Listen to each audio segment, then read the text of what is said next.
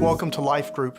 In this series of Life Group lessons, we've been talking about the end of 1 Corinthians 13, where Paul says, faith, hope, and love abide, they remain. And so we've talked about what it means to have faith, to trust in Christ. We've talked about our hope. And in this lesson, we talk about love. Paul says the greatest of these is love. When Jesus talks about love, he says that people will know that we are his followers by our love for one another. So what does love look like? How can we live as people who love others faithfully and fully? I want us to start thinking about something. Think about all the things in life that you're not good at. I'm sure you have a very short list, but I have a very long list. I can't fly a plane. I can't beat my wife at croquet. I can't cook. If my children were dependent on me to provide food for them day after day, they would probably live, but they wouldn't be happy about it. There are a lot of things that I can list for you that I can't do or can't do well. And chances are you have that kind of list as well. There are simply things in life that we don't do well.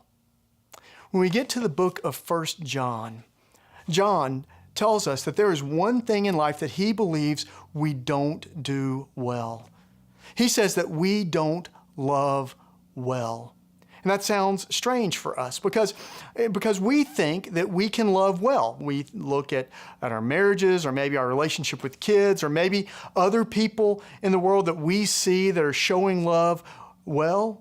And we say, well, what about all of that? But what John says to us is that though we may have glimpses of love, the truth is for humans, we don't do love well. We struggle with love. We struggle with jealousy.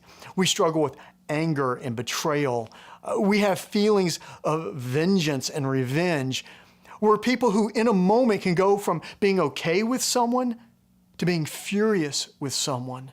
And so when John challenges us and says, well, maybe we don't love well, I think we have to admit that he's right. That so many times in life, we choose the way of letting our anger or our emotions overcome us. And instead of offering others an act of love, forgiveness, compassion, kindness, we allow unlove, acts of unlove, to overtake us. So how do we begin to love? What's John's prescription for us? We find John's prescription in 1 John chapter 4, and this is what he says about our ability, our capability to love. Starting in verse 7. Beloved, let us love one another, because love is from God. Everyone who loves is born of God and knows God. Whoever does not love does not know God, for God is love. God's love was revealed among us in this way. God sent his only Son into the world so that we might live through him. And then if you jump down to verse 19, he says this, we love because God first loved us. Here's what John says we miss. We miss the source of love. So often we think that we have to just raise up love. We have to force ourselves to be compassionate, to show some kindness to someone. But what John says, the trick, the truth for us, is that we can only love as much as we know the love of God. We have to know the source. Back in 2009, a woman named Lynette Fromm was released from prison. She'd been in prison for 34 years. In 1975, she attempted to kill President Lyndon Johnson. She was a follower of Charles Manson. And when people were asking her why this young woman with such a bright future in front of her would have chosen to follow someone like Charles Manson, would have tried to kill the president, this was her response. She said that she would give her life to whoever loved her first. She learned love from Charles Manson and his followers. And the truth is, all of us learn love from someone. And what John reminds us of is if we want to be people who know the truth of love, who experience the fullness of life that Jesus has for us, then we're called to learn love from the greatest source, from God. That's our source. And what we know is that Jesus showed us forgiveness. Jesus showed us compassion. Jesus showed us how to love the unlovable. And when we learn love from Christ, then here's what happens for us.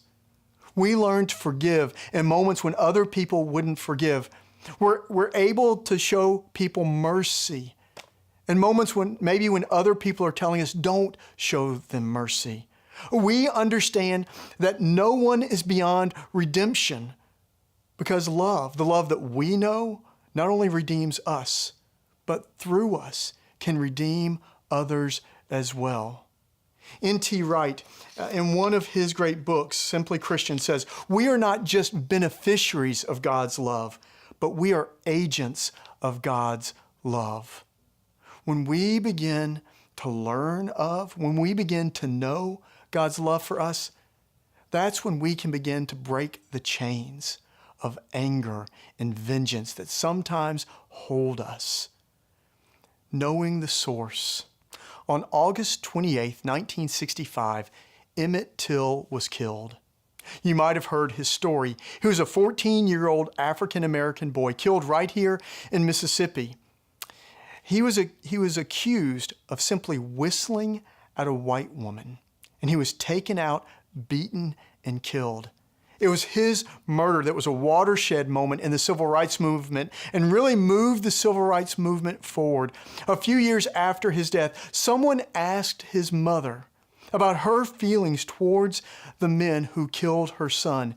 And this is what she said about the men who killed her son. She said, "It certainly would be unnatural not to hate them. Yet I'd have to say I'm unnatural. The Lord gave me shield. I don't know how to describe it. I did not wish them dead. I did not wish them in jail. If I had to, I could take their 4 little children and I could raise those children as my own. And I could have loved them. I believe the Lord meant what he said and try to live by the way I've been taught." Her life was so radically claimed by the love of Jesus Christ that even in this miserable moment of losing her son, the source of love taught her to forgive. The source of love allowed her to love others, even those who refused to love her. So what might happen? What might happen for you if you focused your life not on others and what they've done to you, how they've betrayed you, how they've hurt you? What if in those moments you focused your life on the love of Jesus Christ for you, his compassion for you, and his mercy for you, his kindness to you? You may be transformed, and maybe you'll do exactly what John says you'll do. That when you know the love of God, then, and only then, will you be able to love others.